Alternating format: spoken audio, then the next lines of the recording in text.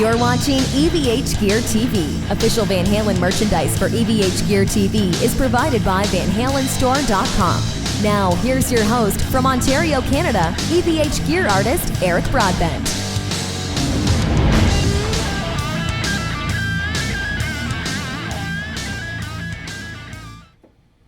Hey everyone, happy Sunday evening and welcome to EVH Gear TV Live. We're here Sunday evening. We don't usually do these shows on a Sunday, but it's a great Canada Day yesterday and lots of fun. And figured, we wanted to do this for a long time.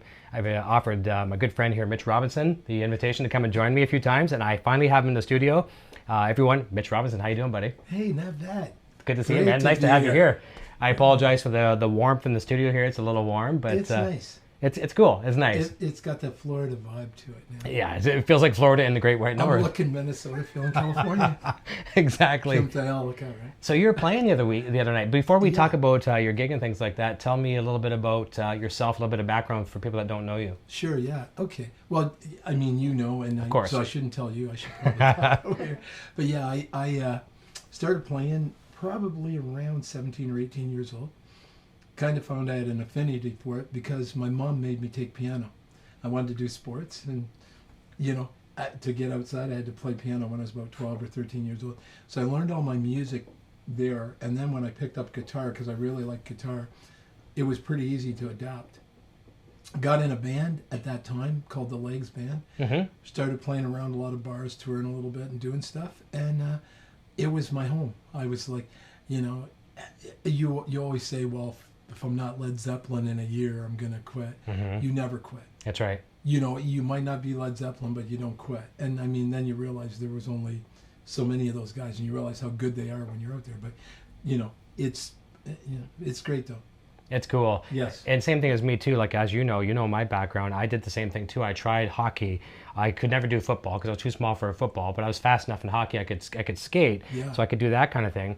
But the only time I ever scored a goal in my life was on my own net. And I celebrated because you know what? Hey, it was hard enough to score my own net, so I'm celebrating. I even asked for the game puck after. Can I have that game puck? But that was a total drag. I tried everything else, and we've talked about this, and I won't say the fellow's last name, but Mitch and I know a fellow in town, Mike, and he does a duo in town. Yes. And went to different schools than Mitch and I. Yeah. But so I go to high school, and I'm noodling with guitar a little bit as a kid growing up, and I'm thinking this might be my ticket. I don't know. I've tried everything else. And then one day I see Mike walking down. Mike was head of the social committee in high school, and he would be booking the bands, and he was in the band and things like that. He's 2 or 3 grades ahead of me. Yeah. And one day I see him walking down the hallway with a girl on each arm, right? I'm like, ticket, that's my ticket, guitar. He still does. I know. So I'm like, that's it. And I remember years ago too, before I retired, people would do these interviews with the bands in the studio. Oh, why did you get into guitar? And I always had these 2 answers depending on how I wanted the interview to go. And I would say, oh, I had a passion for the guitar from an early onset. I loved the instrument. It spoke to me. No, it was about the girls. Well, you meet, there's social aspects to it. Yeah. And we've been there with that. But I mean, all in all, it's a reflection of everything that goes on. I agree. In your social aspects and everything. Because, I mean, I've never kind of gone outside of that. Mm-hmm. It's there. There's girls and fans around and everything, but you appreciate them, and you can really tell who really appreciates what you're doing, and that's what you like more than anything. And I mean, when I get it. When we were in high school, and different story. Yeah. But now it evolves into something else, and Well, that's before too. Before we knew how to play. When we're kids, back in high school, we're kind of just learning. Yeah. Nowadays, the kids in high school are phenomenal. But back in our day, we're just doing some chords. We could play enough to get in gigs and things like that. Yes. But now the fact that when we learn and we kind of hone our crafts and things like that, now we can actually go out and have some fun, make a couple bucks. But at the same time, make original music in a lot of cases, and that's where a lot of the fun is too. Yeah, it's like we were saying tonight. Your son has one of the best guitars I've ever seen in my life, man. Yeah, and he's 11. And he's 11 at his age. Can you imagine having a guitar like that, Eric? I know. But he plays it quite well. So he does pretty. He's doing really good, actually. Yes, yeah, he's actually in the studio tonight as well. He's actually helping. He's popping his head in there. There he is, Eric Jr. Yeah.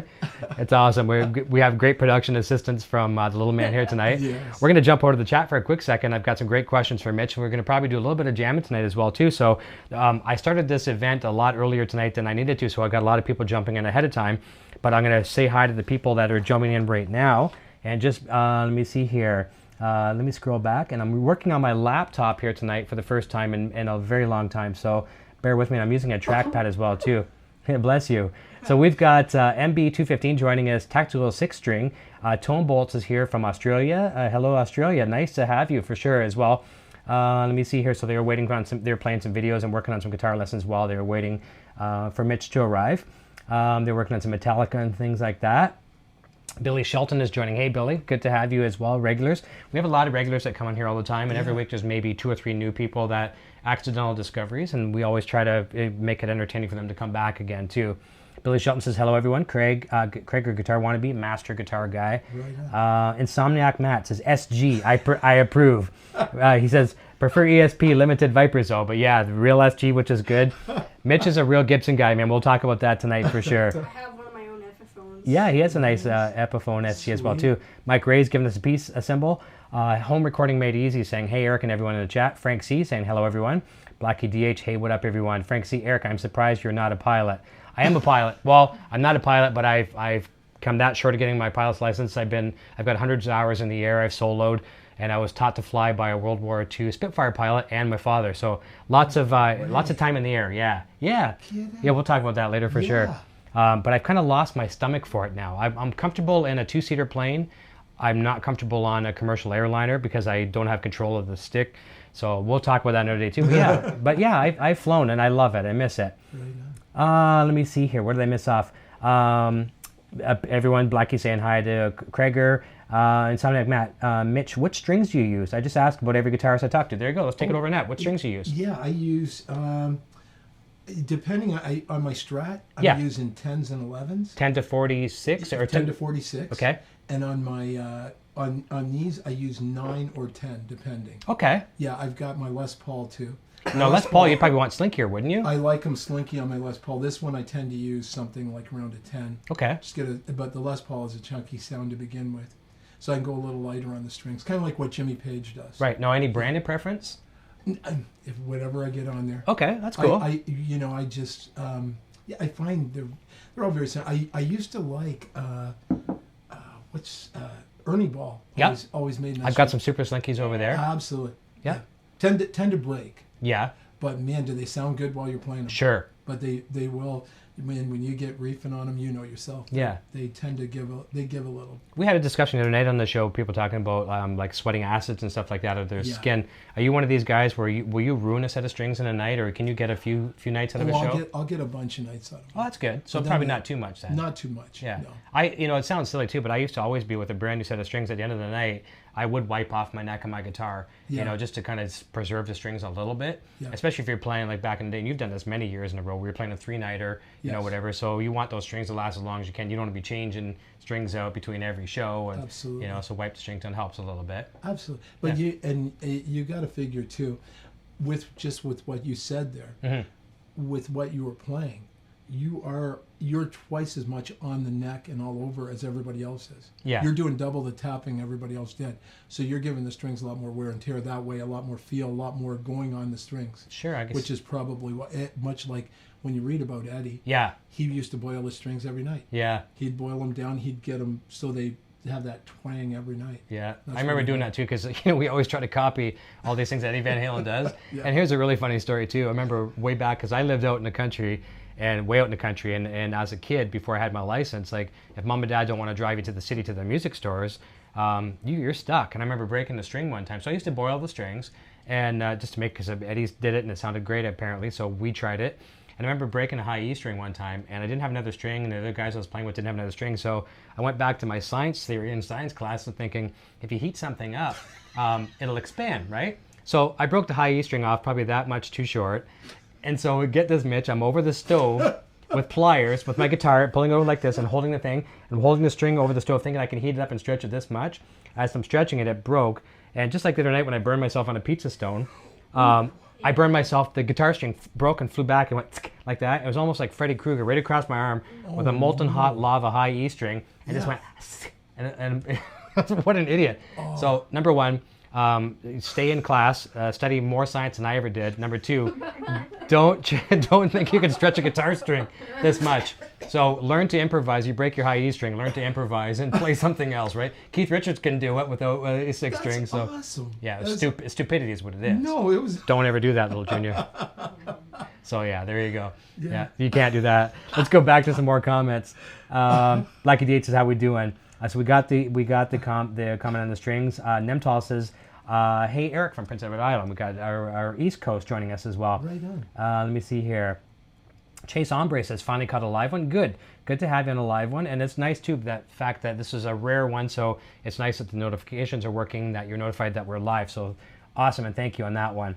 Rob Ashby, our local buddy. Right, yes, yeah, right on. Yeah, good old Rob. I had Rob here in the studio about a month back. Yeah. And I had he brought his Les Paul with him, the copy that I sold him. Yeah. And I missed that guitar. Yeah. I sold him that probably about 8 years ago, and it was the first time I seen it in about 8 years. He brought it over, and we were having some fun with that. So that was cool. Rob's been going online a lot. He has. Doing a lot of songs. Yeah, Facebook Live and stuff. Facebook Live and doing. Keep at it, buddy. You're doing a great job. Yes, he is too. I remember seeing that guitar after when I got home from school. He brought it in there. Yeah, you're excited. You're very excited about it. You did an awesome job with the paint killer. Blackie DH says, "Hey Rob." Craigor Wannabe says, "Thank you, Frank. Something you got to see and play. Pics do not do justice." He did a nice stripe job on a 5150 Van Halen style guitar, and he did a kind of a chromatic version where he did it all black and white. So really, really cool. So picture this is like that's not that guitar, but you know the 5150 guitar. Yes. Picture that in black and white version. Right It was on. very, very cool. Yeah. He did a great job. And Insomniac Matt says, "I don't really sweat on my hands unless I wipe the sweat off of my forehead." Yeah, I can see that. You're playing. You do that a lot of times too, right? Yeah. And usually when I play too, it sounds silly, but I always wear sweatbands. Now, I'm not doing it here in the studio because it makes no sense. But I wear the wristbands, and that kind of stops it at the wrist, and it keeps it off the fretboard. I find that a lot. And more so, it didn't really bother. Yeah, there you go. Show one of those. Yeah. The 5150s. These puppies right here. Yeah. Right on. I used to always wear the Dunlop ones. I had Dunlop all the time. Yeah. And it was more so on this hand because it would sweat to my finger and I would lose my pick. Yeah. Never really had the problem here, but I wore them anyways. Yeah. But it took a while to get used to as well, too, because there's a bit of a pinch on your wrist and it just Right. feels a little foreign. Yeah. But that helped a little bit. Right on. Okay, That's there a we good go.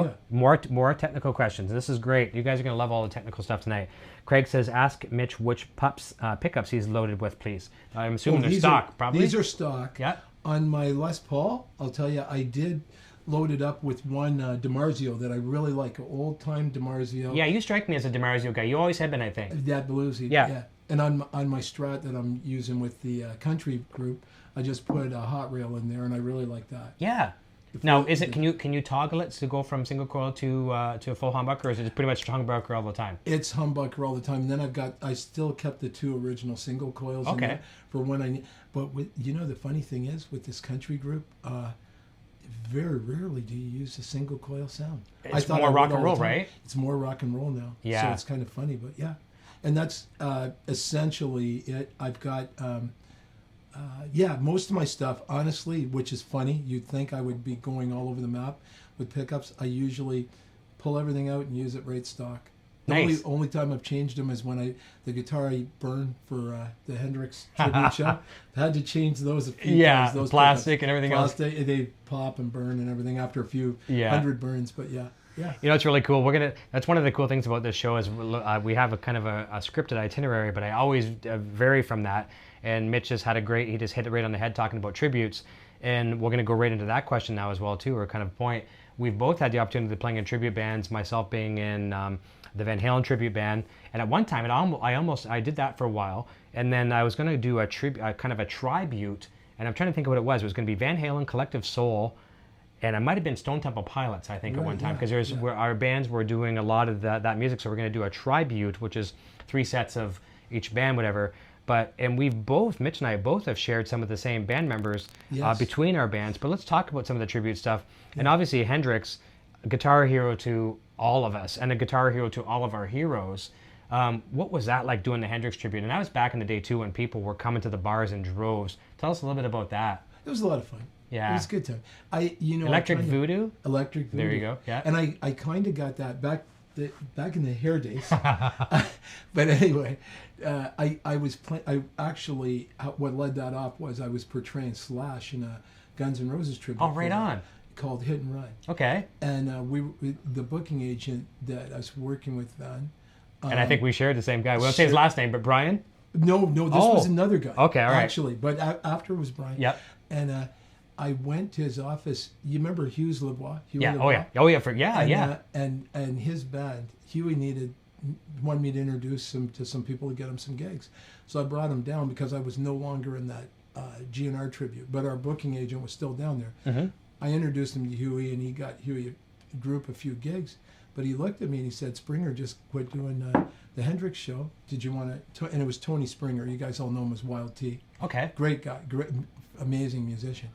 But he had stopped, and there was all these Hendrix gigs sitting out there. So he put me in.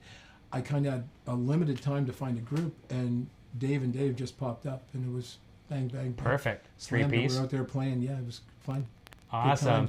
Now, how did you not only learn the music, but did you learn the moves? Did you learn kind of the tricks and all that kind of stuff? Because that's what people see. That's where I see a lot of bands go wrong these days. You'll see guys out like doing a tribute to be wearing ball caps on stage. You've got to look the part. Some bands will go the extreme. Awesome. They'll have the exact same guitars, and even I did it wrong. So to be 100% honest, I don't want to say I did it right either, because I'm playing a Wolfgang and a band that was doing where the Wolfgang technically wasn't even out yet, right? So I should have been using older guitars and things like that. Yeah. But we all make our mistakes, right? Yeah. But it's people judge you right away. But I remember the word around town with his band, it was the band to see.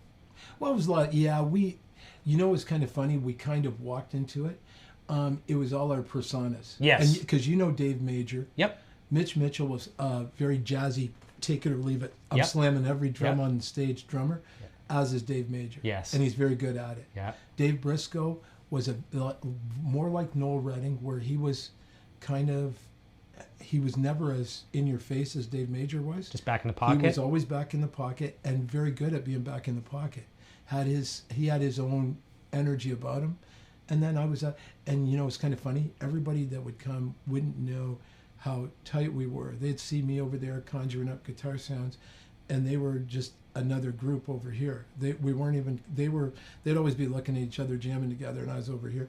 But actually, we were so connected. Yeah. It was so weird. And my fiance, who's here tonight, but you can't. She refused to. Off to the side.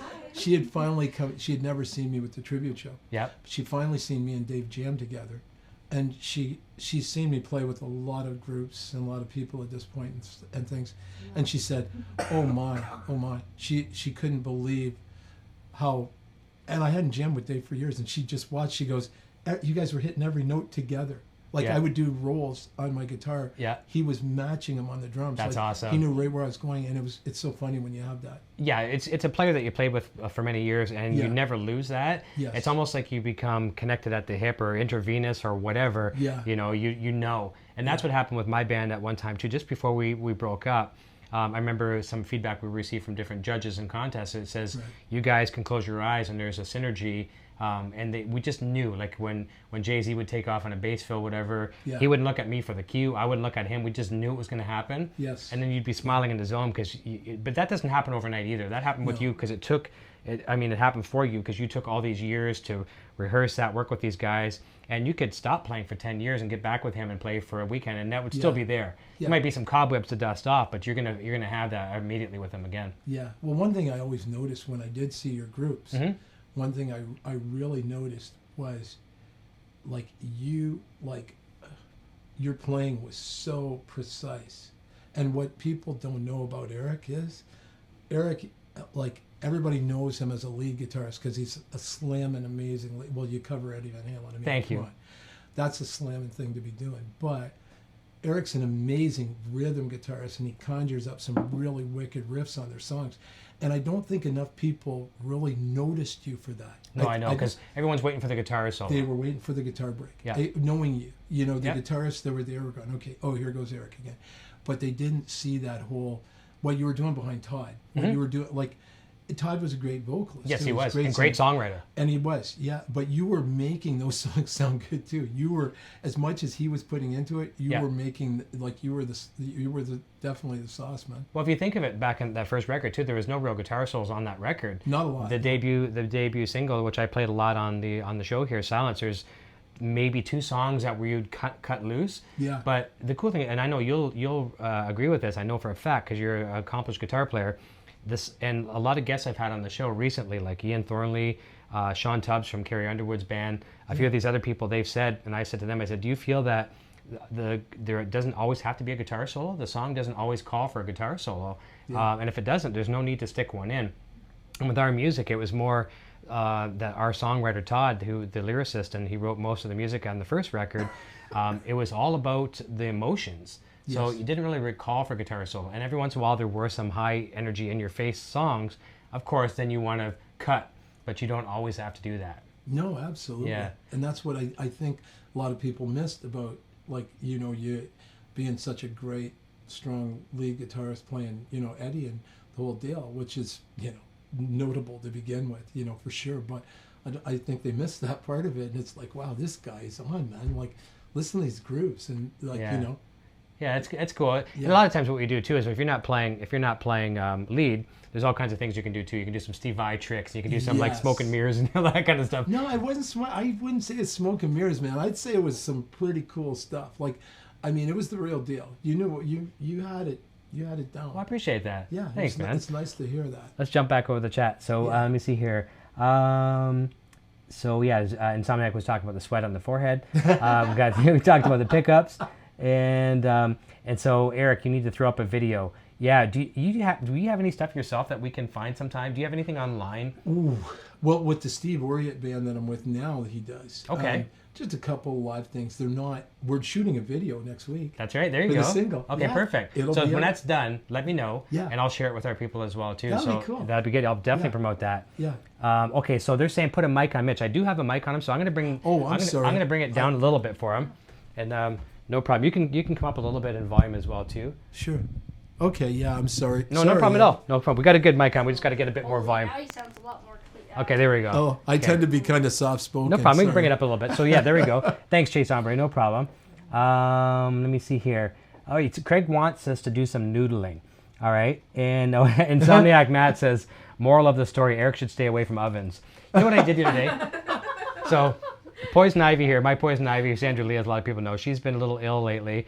And so I'm trying to help out the best I can, right? And she's a wonderful cook. I mean, I'm telling you, she's like Chef Ramsay. She could slap him silly kind of thing, right? No doubt. So I'm trying to make up. So my way of making up for cooking is going to get a pizza at the grocery store and sticking it in the oven. We have a $200 pizza stone, a French pizza stone, and I put it in the oven, do my cooking right, whatever. And I take it out the other day with a hot mitts. And so I showed Sandra my injury, and she goes, "What were you doing, hugging it?" So I'm going like this. And I'm trying to bring it up to the stove, and I must have went like this, right? Oh, and it slid. And like that. Yeah. And you can actually see like a little bit of smoke, which is flesh burning, and 450 degrees plus something, right? Yeah. So stay away from that. And then I hurt myself again. How did I hurt myself again the next day? Like, what do you mean? I swear to God, I hurt myself the next day. And people are saying, did you stub your toe? I mean. I did that a couple times on my pedal board.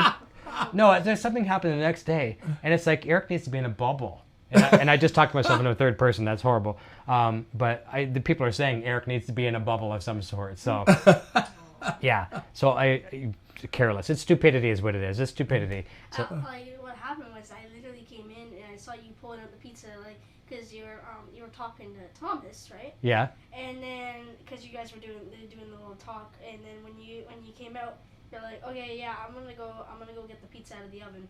And you guys talk, you hang up, and then you go to the oven, you pull it out, and then as soon as I came in, you said, hey, the pizza's ready. You pull it out, and you burn yourself, and you're like, ah! And you know what? I'll be honest with you. I was a wimp. I went and got Junior fed. I went and laid on the couch because it hurt like a son of a, what. And I thought, you know what?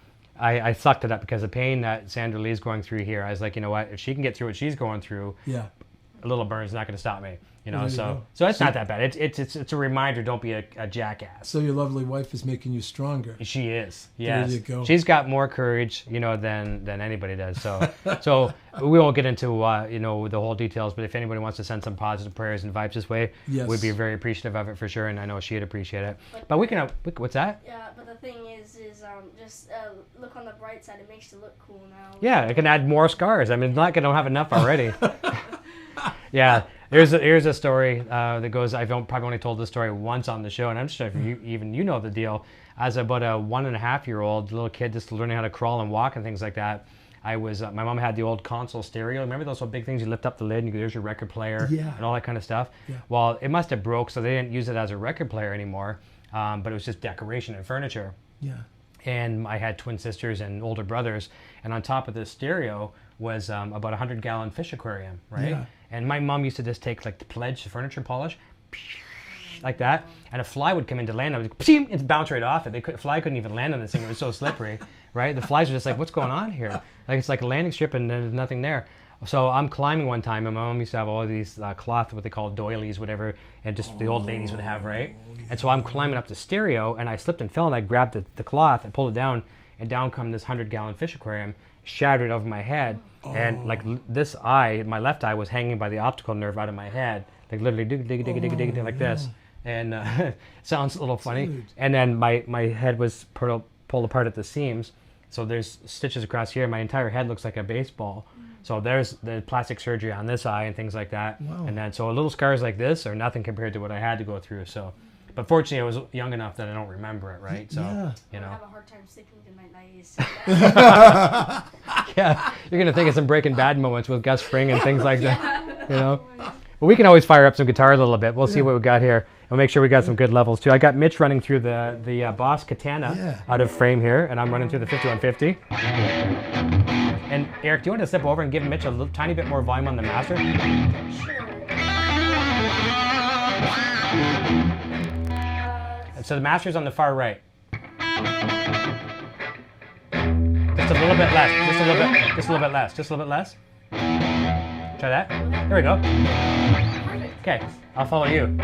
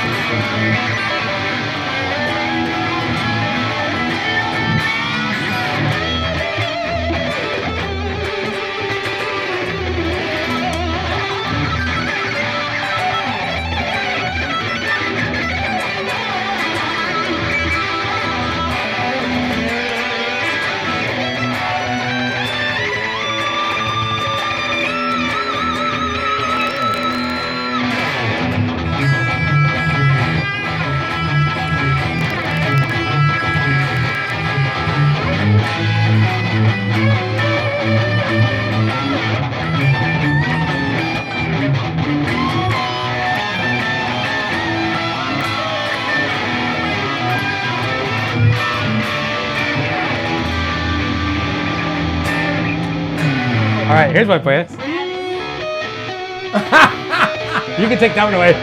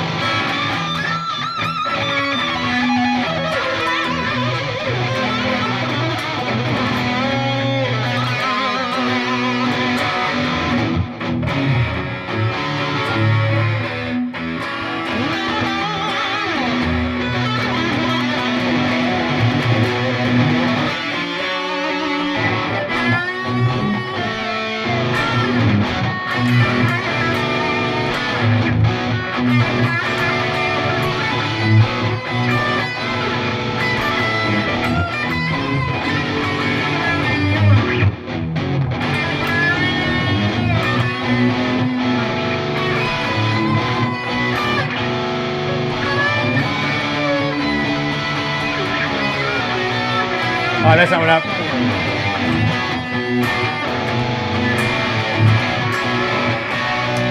That's jazz. I know. Because jazz, you can mix stuff up. You remember Frank Zappa? Jazz is not dead, it just smells funny. Well, no, you know what? Honestly, some of the best discoveries you will find are born in little chording errors and things. Yeah. We discovered some things, speaking of which, with Electric Voodoo. Yep. There was times where we would make an error, Mm-hmm. and it would sound so good. And Dave Major was usually the one that actually heard it. Yeah. Me and Dave He'd probably say Briscoe. stop, right? And he'd say catch something. Yeah, well, me and Dave Briscoe would think like he would do a cross key to me Okay. for some reason. I would do something and he'd go in a cross key to me and I'd go okay, and we would look at each other like something went wrong, and Dave Major would go listen to that. And we used to record our rehearsals, which I would recommend everybody. Oh, for do. sure. Record your rehearsals. I don't do it enough with the groups I'm with now. You'll do things that you never thought you could do sometimes. Exactly. Especially with a jamming group, Yep. like anything like that. It's not so much if you're doing like, if you're not in a group that's doing like jamming, but is doing concise Yeah, arrangements. covers right to the letter. Yeah, you don't really have to worry about that. But if you're doing a lot of jamming, it's sometimes good to have that tape running, man, and just you hear things back and you go, wow. And then you incorporate it into a new song. Yeah, Yeah. I agree. I've had things way back in. Do you remember my buddy Kevin and Don? Remember those guys? Yes, yes. So we're in a band years ago called No Plain Jane, and I was jamming in the basement. I broke a string on one of my guitars out of Floyd Rose. Yeah. Didn't have any more strings with me at the time, and I didn't even have another guitar with me. So the drummer had a Strat guitar. I wrote a Japanese Squire. Actually, no, I don't think it was a Squire. It was just a Japanese Strat, which was a beautiful guitar. Yeah. And I'm like, oh, this is gonna kind of sound like crap for what we're doing, heavy metal stuff, right? Yeah. I said, they said let's jam some blues. And at the time, I couldn't play blues to save my life, and even today, I can't really play blues to save my life. But I was in that Stevie Ray Vaughan kind of okay. I think Stevie Ray Vaughan had just died, so Yeah. I'm discovering him a little bit. And so I thought, well, let's try some Stevie Ray Vaughan. And like you said, we recorded it, and I went back and listened to him. Like, I can't play that. There's no way I could play how did they play that? And it was just one of those magical moments. Yeah. And then that's the thing, because if you don't record that, you'll never know what you could have done. Yeah. You'll hear flaws that you make. You'll hear more flaws than you want to hear, but you'll also hear things that, whoa, you know? And just like I'm sure you can appreciate playing the live shows. Yeah. Sometimes you play some shows and you're like, holy crap, did we have a guest guitar player or something? Because you play better than you think sometimes. It's just the magic of the moment, the fans, the crowd. Sometimes you get a great PA. Because as you know, we've all played with some great PA and some bad PA. Yeah. No PA. Yes. You know? Yes. Right? So you're playing We with were just talking about that. Oh, really? Just Was recently. it bad? We did a couple gigs. We've done a bunch with the Steve Oria group, who I'm with now. Yeah.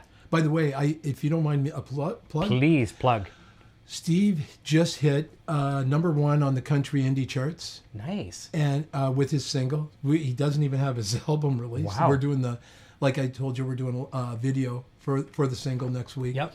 And he is on the regular country charts. I believe he's at 29. Fantastic. He's right behind Blake Shelton and Rascal Flatts. Wow. So he's doing pretty good. That's awesome. He's a good player. But we've walked into some situations, and hasn't always been exactly what we were expecting. No, I can imagine. Some have been good. When Steve has a regular kind of crew and some sound techs he works with, which is really cool. When we have them, everything's roses. Perfect.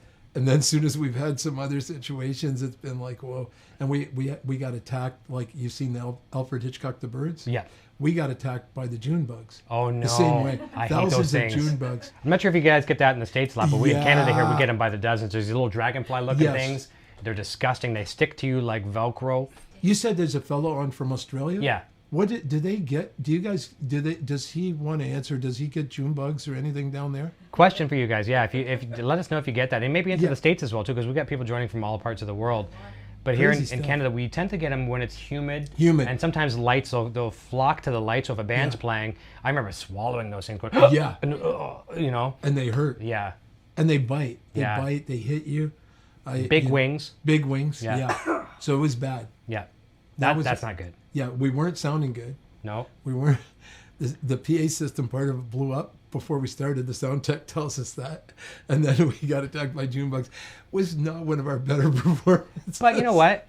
Probably. I mean, let's put defense where defense is. Probably to you guys, you probably sound like crap. And I've been in a situation before too, where you think this is the worst performance. You're like, you can't see me, you don't want to see me. But meanwhile, you're not actually sounding too bad. So in defense, you probably sounded pretty good to the audience. No, we sounded bad. No, you sounded bad. Our manager was there and he said we sounded bad. Okay, well, there you go. We had no defense, buddy. Okay, then to take it right out. Eric, it was bad. Okay. Yeah. We had we had to laugh it off. Yep. You know, it was one of those things. It happened, you know. And we moved on. Last night was a very fun gig. Good. Nice little club in Windsor, and we went and jammed, and the band was on fire. We were on the level. You gotta love those moments, right? Yeah. You look at each other, and tell me if you agree with this. There's been many times in my bands over the year when you look at somebody, one of your band members, and they're laughing. Yeah. That but that usually they're not laughing because you made a mistake. They're laughing because you just pulled off something wicked, or you made a bad mistake and you faked it to the point where you pulled it off. Right? Yes. I love those moments. Yeah. It's a lot better than looking at the band members when. You better pass it to me, honey. Go ahead and take it. Yeah, it's all good. It's my. I'll jump over to the chat while you do that. Oh yeah, just give me no problem at all. one sec. It's all good. No problems at all. I'll jump over to the chat. Okay, so hopefully that mic level's just better. Just for my work, sorry. No problem at all. Eric. Hopefully the mic level's better for Mitch. Let us know if that's good. Yeah, I just got to save that. That's. Yep. He's helping me with a thing at work. Let me see here. Thanks. Sorry, guys. That's all good. Yeah, it's all good. That's all good. So we talked about the pickups. So Eddie Bowman's asking, but he probably jumped in late. Yeah. Those are the stock pickups in the Gibson there as well too. These are stock, and yeah. Yeah. And what's the SG Mitch has? Can you mention that? This, I'll tell you what happened. This one is relatively new. It's I got it about 10 years ago. Mm-hmm. What happened was I have a Flying V that Luther, a little prop in town, Dennis Kwasnicha's reattaching the neck for me. And I haven't got it back yet, but I'm going to have it back within the next couple of weeks. I was hoping to have it back for the video next weekend. But in the interim, the insurance company bought me this guitar. Oh, nice. Because my other one got broke. Nice. But the Flying V is a beautiful guitar. You remember? I've seen it. Yeah. You've seen my V. Yeah. And it was my pride and joy till it got broke. Yeah. So I can't wait. And my Les Paul too is my buddy Tony come up and he had to decide whether he was going to catch my Flying V or my Les Paul. Oh. Caught my Les Paul. So yeah, nice. Yeah. And that Les Paul, what year is that one? That one is it's early 74. Les Paul. 75 actually. Custom. Right. 75 custom. Nice. Yeah. Nice. Yeah, it's a nice old guitar. That Les Paul has just worked into shape beautifully. Yeah, you've had that. It's been kind of your right-hand man It's for been the longest time. Yeah, I use it. I haven't used it as much on stage now because it's a weight around your neck. Yeah, it is. It's a heavy guitar. Yes, There's no doubt about that. But I could probably play it for 2 songs and I'd be done. Yeah. Yeah.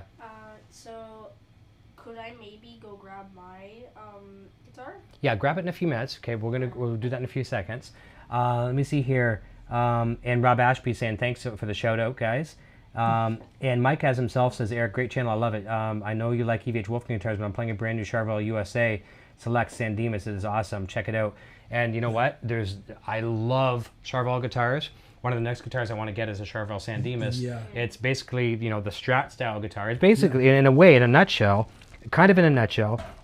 it's this guitar with 2 humbuckers, right? Okay, and a toggle. Yeah. And I mean, I love that because this is the comfort zone for me. Yeah. But it gets limited a little bit. You want to do some, nice neck soloing and just some rhythm stuff, and you're limited with the bridge humbucker. Right. So the San Dimas, there's one I'm looking at right now. It's a kind of a cherry burst.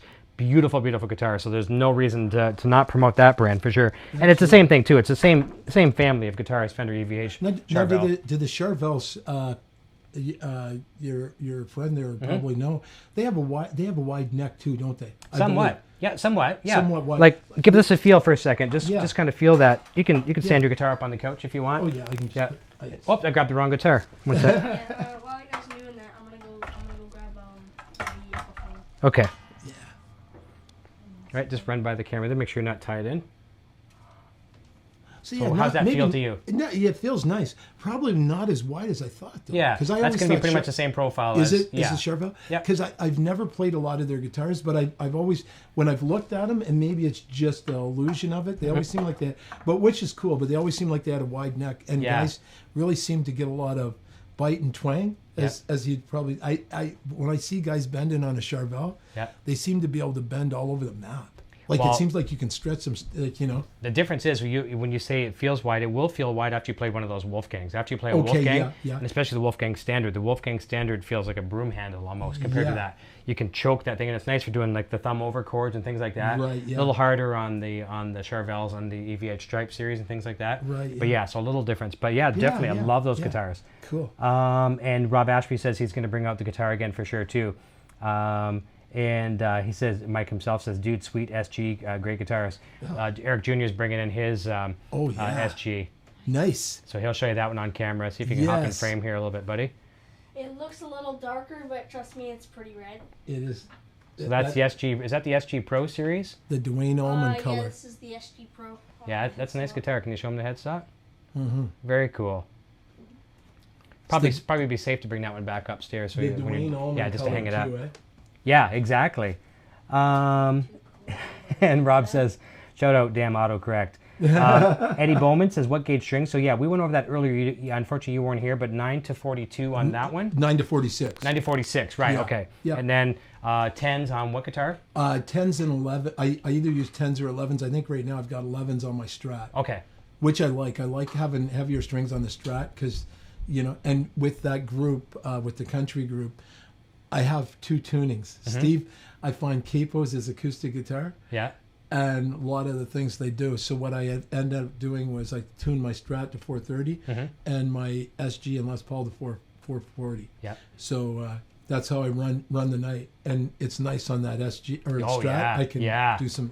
So it's pretty wild. Yeah. Very cool. It's been a lot of fun. Have you had, and this was nothing I had written down here tonight, but I'm sure you have, because we've all made some dumb moves in our lives when it comes to trading guitars. Oh. All right, so I'm gonna mention a couple of mine. All right, and let's let people sob and cry over the mistakes we've made. All right, so I had a nice American Strat, a real nice, beautiful American Strat, because you know, as I work both for Strings and I work for Tony's. Yes. One was a Fender dealer, a Fender and PV dealer. The other company was a PRS dealer and a bunch of other things. And I had a real nice American Strat. It was only a couple years old, like a nice metallic blue. I used it on a lot of that record. Some of the songs you guys have heard me play live in the show, there's a Strat use on that record. And I traded it for something stupid. Like, I mean, I traded it for a couple microphones, some studio microphones and something else where the person I traded it to just like, sure, I'll take that for that trade. Yeah. I had that Gem, the Ibanez Gem guitar, which I just had a guest on the show on Friday, Thomas McRockland. Remember Steve Vai's video? The audience is listening. Yes. The little kid, little Stevie Vai. Yes. So he was on my show on Friday. Yeah. And he's got the Gems like crazy. Well, I had one of those. Yeah. And I traded it. I sold it because it was it had some flaws to it, but I probably could have had a good luthier like Dennis or someone like that repair it. Yeah. Got rid of that. There's probably many others as well too. But tell me some about the horror stories of some of your trades. My worst was I got rid of double neck. Ibanez double neck. It was a beautiful guitar. I got it for a really sweet price. Beautiful guitar. I play a lot of Jimmy Page. Yes, of course. Zeppelin. Yeah. And I had it, and I was using it for like 2 songs or 1 song on stage or 2, depending on the group I was in at the time. I thought I was carrying this guitar for no reason, and I got rid of it. I've regretted it every day. I had an Ibanez PF100. Yeah. Beautiful sounding guitar, and somebody said to me one day, another guitar player, who's a friend of mine, actually he's a great guy, but he said, it's not a Gibson. And it was one of those illusions of it just doesn't sound as good because it's not a Gibson. Right. Sold that guitar for next to nothing and realized I loved it. Had a Northern Strat that I loved a long time ago, many moons ago. Had this made in Canada cheapie that sounded great for one sound, but it was good for that one sound. And had I had all those guitars still, what I'd be able to do, I think when I go and record now, sometimes in the studio, and you look and you go, oh my God, for that one little track, if I only had that one guitar. And you look back on some of them, you know. So, but mind you, my main babies, my Les Paul, things like that, they don't go anywhere. Yeah. I've kept them with me. A couple amps that I've really regretted getting rid of. You know, I had a Lab Series. It was a beautiful amp. I had, I didn't have a twin, and I always wanted a Fender twin. Yeah. Never had a twin. And I had it was an old Fender, but it wasn't a twin that I used for a while, and it sounded great. And Somebody said it wasn't a twin. And I go, So you got rid of it. I know. See, we get branded. We get branded. The stuff, it's not a Marshall. It's not a tube Marshall. It's not this, whatever. It's not this. And I've been there as well, too, a million times. And you get kind of brainwashed by people. And all of a sudden, 5-10 people tell you these things, and it's not this one, it's not that. You think, oh, yeah, it doesn't sound good anymore. Yeah. So you get rid of it. Yeah. You take a huge loss. You get something else that's solid state to replace it. It sounds even worse than what you had. Yes. You know? Yeah, so we're all victims of that. You know what's the funniest thing with you saying that, and just with all that, and with what you hear and the way people do things, the funniest thing is how often people compare Randy Rhoads and Eddie Van Halen. Mm-hmm. Who Eddie? You covered him like the skies, and when you listen to Randy, and you listen to Eddie, they couldn't be. They're so different. Mm-hmm. Eddie was a cigarette in his mouth, slamming, and that's the way he played. Ted Templeman just recorded him. It was one track. Yeah, pretty much. Yeah. He had all the. He actually tried to convince him to do overdubs, and he wasn't comfortable with that. He wouldn't do overdubs. Until later. He hated them. Yeah, Yep. Until later. And Randy was triple tracking guitar And I leads. love that about him. I mean, playing those things exactly note for note. Note for note, 3 times in a row. I love that. And Eddie took the Jimi Hendrix approach. Like yeah. Eddie had, and you know the thing, you read about it and you go, oh my God. You know, you see the guys in Kiss who are great performers and the whole deal. Showmen. And all those empty cabinets and the one that's for real being Mike. Yep, one. The Showman. But they were great. Yeah. And I mean, I'm not knocking them by any means. I love what they did. I love Kiss. A lot of fans on this show are Kiss fans. Absolutely. Through and through. I love what they brought to it. But different than Eddie. Because Eddie, they're live. He likes the real reality. Yeah. I was reading about Jimmy at one point. Big Jim Sullivan, famous studio guitarist around the time of Jimmy Page. Jimi Hendrix invited him to the studio to listen to him, Olympic Sound in London. And he goes, he's talking with the priceless English accent, this big, they called him Big Jim, really nice, soft-spoken guy. He goes, pull up, and he goes, bloody Jim must be playing outside or something. And he goes, and I got closer, and the studio doors are closed, and he opened up the door, and he had to hold his ears. He walked in the room, he said Jimmy had a wall of Marshalls, all dime, turned up, going, oh my God, screaming like Eddie Van Halen. Yeah. So it's kind of funny that they have that same approach. Yes, but know how to control it. Imagine if, I mean, you could probably do it. I know I couldn't do it because you duplicated the Jimi Hendrix type thing, and you know, somewhat with me with the Van Halen thing too. But most guys are going to walk in there and plug into that rig, and it's going to be absolute screamo. Like it's like, oh my God, Run for the Hills is going to destroy itself. Yeah. But those guys, Eddie and Jimmy, know how to control that. I've always described it, and Jimmy, I don't give Jimmy enough credit on the show, but Jimmy's the same way too. I always say this about Eddie, and tell me if you agree about this, that it's like Eddie is like a Formula One driver behind the wheel of a Formula One race car, and it's at the edge of blowing up and crashing into the wall and catastrophe, but only Eddie Van Halen can control that. Jimi Hendrix is the same way. Yeah. Now you put average Joe citizen behind the wheel of that car, they're going to crash before they even pop it out of first gear with the amount of power that's in that engine. Yeah. So it takes a real special person to be able to control and harness that power of the amplifier, the feedback, the volume. You know, it's like that cascading gain. Everything, you don't get that distortion until you've got everything dimed. You've got to dime it. Yeah. And we were so loud with Electric Voodoo. I had 2 Marshalls. And I ran them both live. Yep. 2 412s? 2 412s. Yep. And 2 English Marshall heads, the whole deal. Nice. Loud. Yeah. And if I went over to Dave Briscoe's side of the stage, I couldn't hear my amp. Oh, yeah. He had those Fenders with 400 watts, the whole deal. Yeah. Just dimed, and we were a loud band, very loud. But it was kind of cool. Eddie, which is funny with you saying that, Eddie Van Halen really, even more than the Indy car driver analogy is kind of cool. Yeah. But Eddie's just kind of the guy that walked in and just, oh, it's so good. There's the gas, okay. Yeah, boom, go. Shit, poof, and just smoked. He doesn't, that it wasn't his thing to really, I don't think. Warm up, get accustomed, to give me a better mix. Yeah, and he was kind of like that. And he was, when Van Halen started, a lot of people don't know, even when they were Mammoth, but then when they became even more famous as Van Halen and whatnot, they were playing the Southern California bar circuit, which they would walk in one night and they'd have all these guys going, yeah, rock it, and he would turn up and play some Kinks and play really loud, which is why they put Kinks on the first album, I think.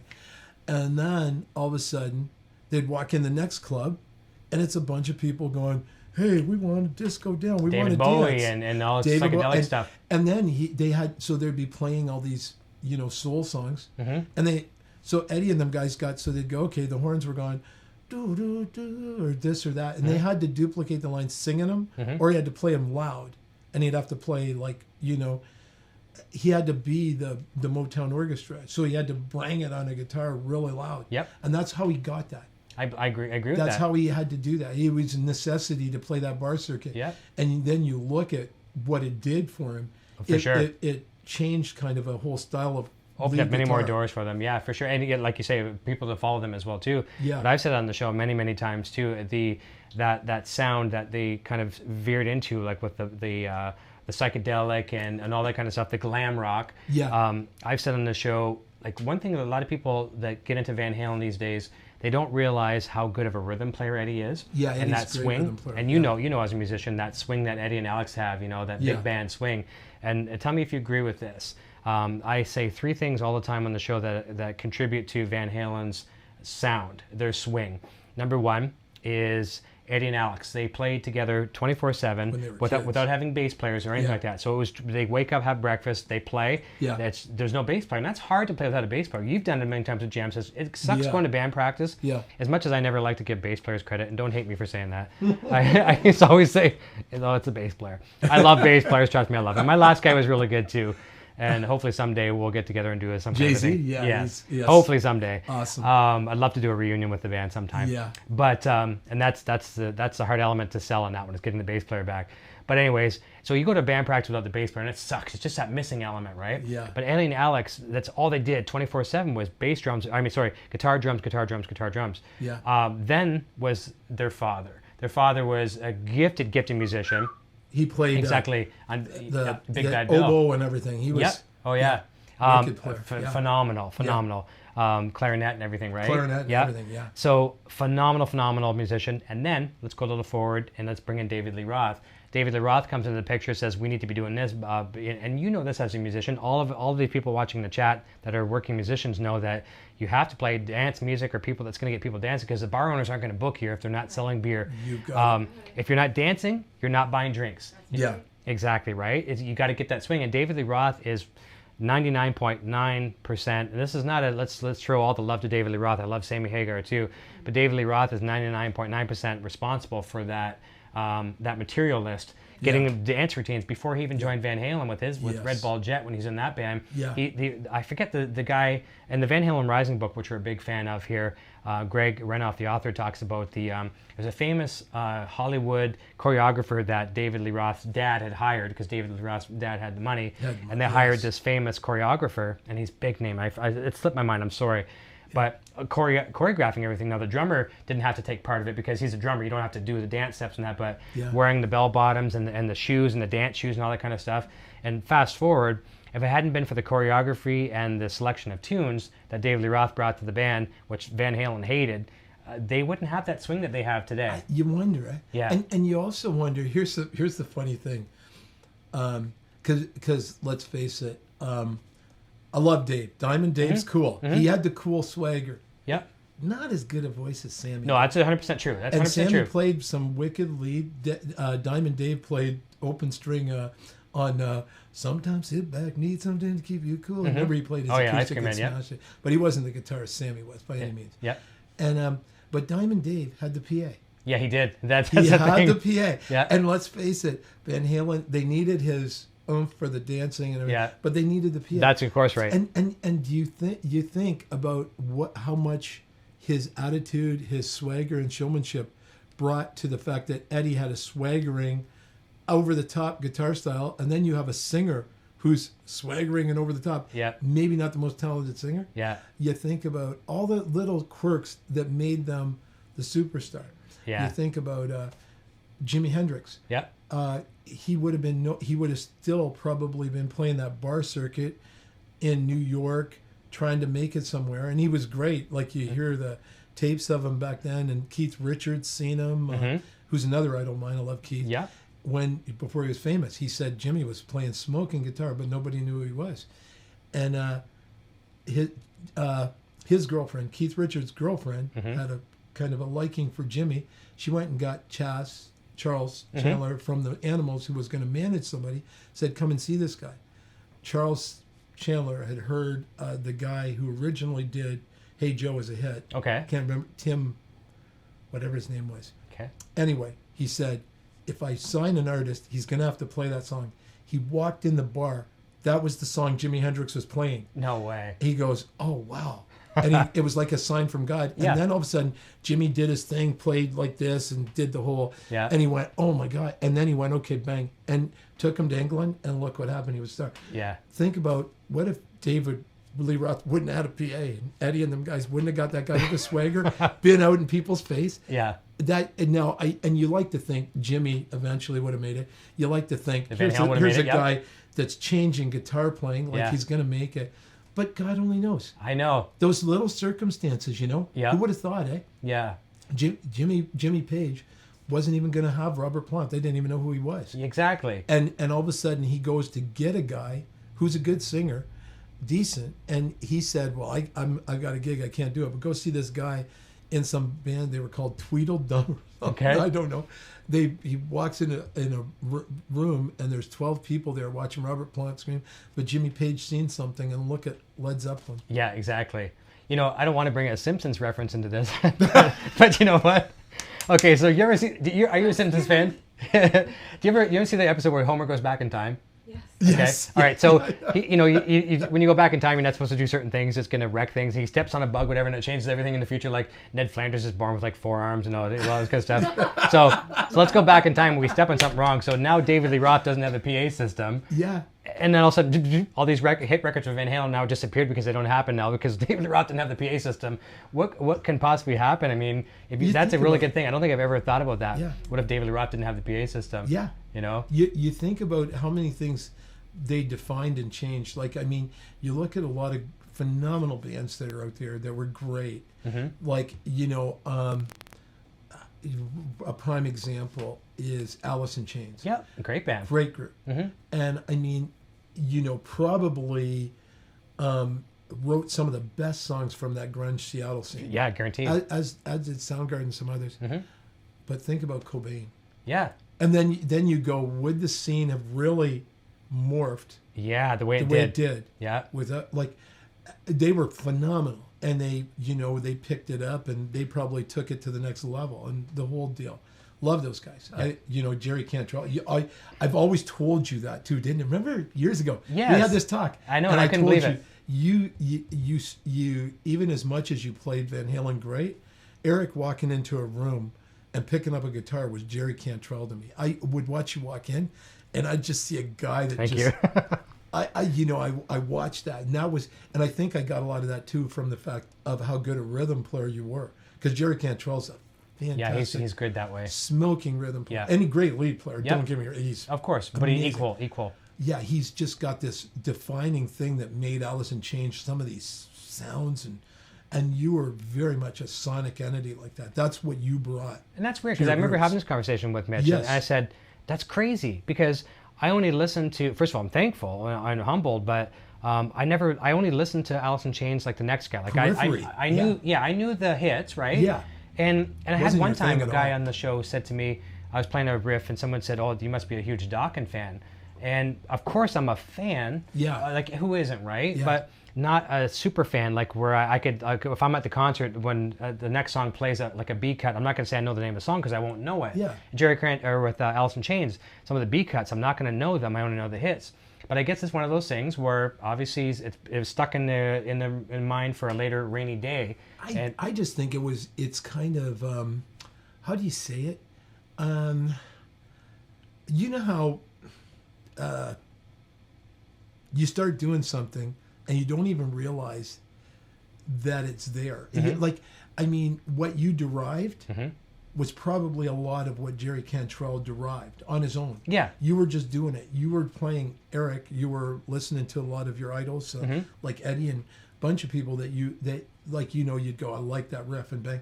But the way you played mm-hmm. was as if you were Jerry Cantrell. It was like Jerry Cantrell doing those riffs. It was like what he would do. And whenever I seen you, I was always like, my God, man, he plays so much like Jerry. It was just the hair. It's just the hair. No, it was your playing. Yeah.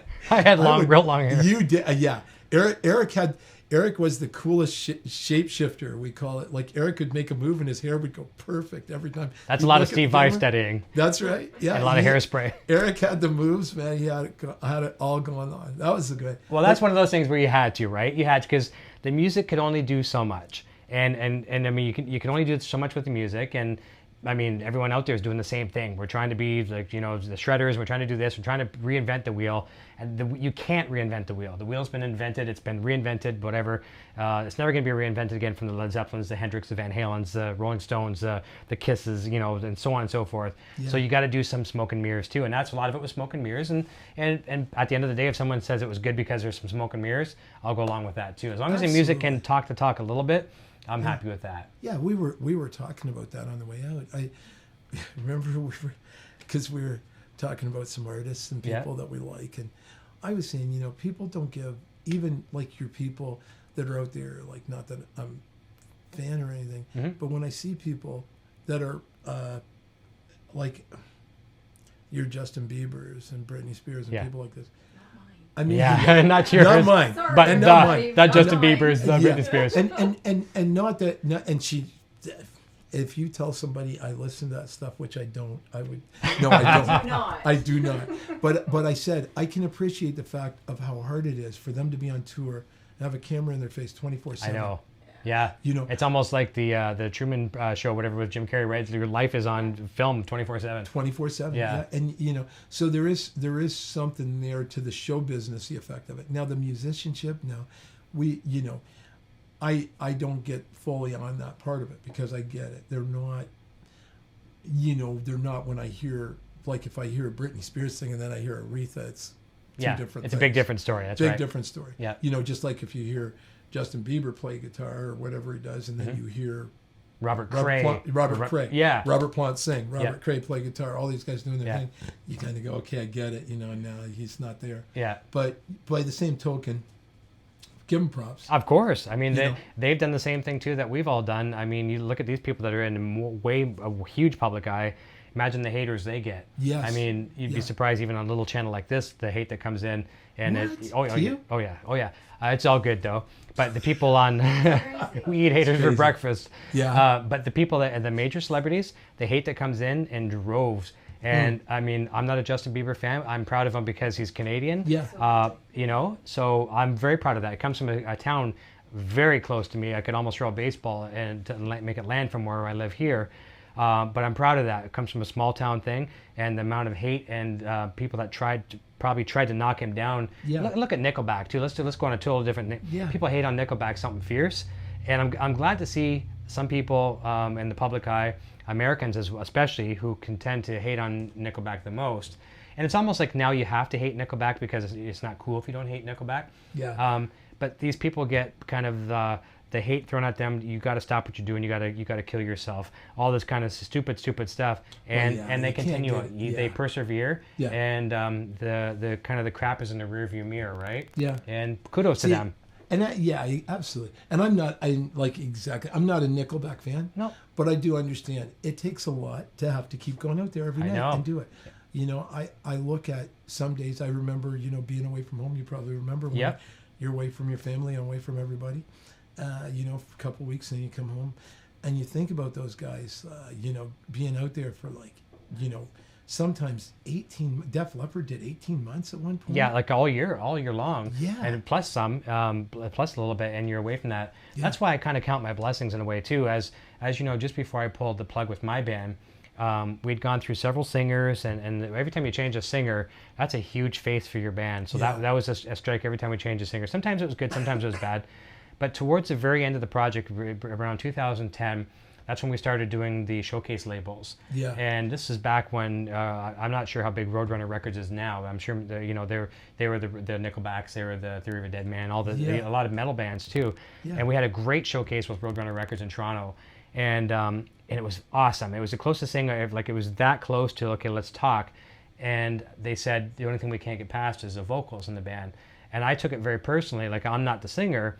But at this point, I was pretty much the the leader of the band. Yeah. I was like the last original member. I like Jay-Z, the bass player, was in there too, but I was there before him.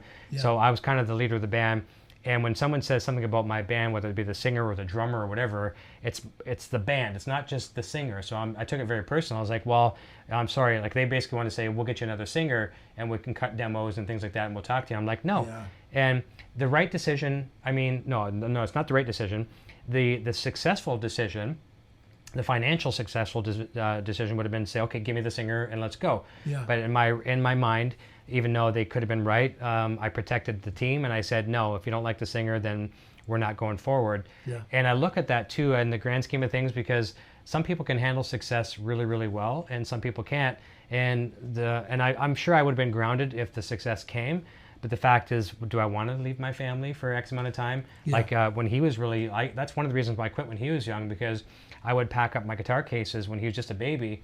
And even if it was just a band practice, he attributed the guitar cases being packed up as Daddy's going away for a while. Yeah. And it was really hard on me. Like, he would cry and slip, like, Poison Ivy, Sandra Lee would have to kind of distract him while I'd slip out to band practice. And God forbid if I was going on the road for 8 hours, 10 hours, or a weekend. Yeah. And so I thought, you know what? Do I really want to do this? So you take that little chunk of memory and feelings, and then you add in the fact you're not making any money, especially in an original act, until you get to a certain level, you're not making any money. Yeah. And it just really became, one day I had what we call the epiphany, and band practice was becoming more like work. And you want to call in sick for work some days, you're like, I don't feel good, and you call in sick. Well, band practice was becoming like that. Yeah. So if one of the guys would call me and say, Erica, we can't make a band practice tonight. I'm like, oh, I'm sorry to hear that. Okay, talk to you soon. Yes. Like it was like, like I just won the lottery. Yeah. Yeah. And then one day, the singer sent me a text message and said, we on for practice? And there's something that just hit me that day. And I was like, you know what? No practice today. As a matter of fact, watch for some information later. And I just sent the whole band a little message and said, the band's done. We're shutting it down. And I had one of those life flashes before your eyes kind of moment. Yeah. And it wasn't all the glory, it wasn't all the beautiful hotels and money and nice dining and everything else you can possibly imagine. And some things we won't say with the boy in the room, things like that, that kind of stuff. None of that flashed before my eyes. It was like breaking down in a motorhome. I remember one time we drove to Toronto to play Jeff Healy's club in Toronto. Yeah. No heat in the motorhome. Yeah. We had, in the middle of winter, we had candles on the dash to actually heat the ice off the inside of the windshield. Yeah. No muffler. The muffler fell off, and those mufflers on a motorhome are like 30 feet long. So we're wiring it up with as many guitar strings as we had. Oh my goodness! All those horror stories flashed past my eyes, and I was like, no, band's done. And I shut it down immediately, and I've never played on stage since. That's 2012. And I don't really regret it, because now the YouTube, when that camera goes on, I can get more people coming to the show behind the camera than I ever did on the stage. Yeah. Now, am I going to get on stage again? Yeah, someday when I'm, 55, 60, maybe do a cover band, some fun stuff, once a weekend kind of thing.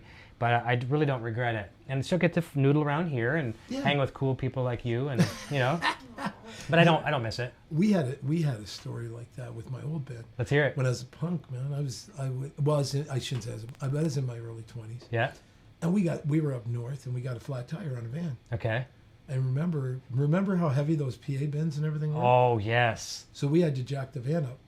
So guess what we had to do with PA bins? Yeah, probably to take them all out. Yeah. Yeah. And then you know how cold it gets in the winter up there? Yeah, yeah. Up that way? Yeah, your nostrils will freeze, your eyelids will freeze. Yeah. Yeah. And how does a rock band dress, Eric? Do they dress for winter? They never dress. They're probably wearing a leather jacket at best. At best. Yeah. You know us. Oh yeah. Oh yeah. Of course. And ripped jeans. There's no all the way down. Yeah. Whole band showed up, and we all had colds and everything. We had to take shifts.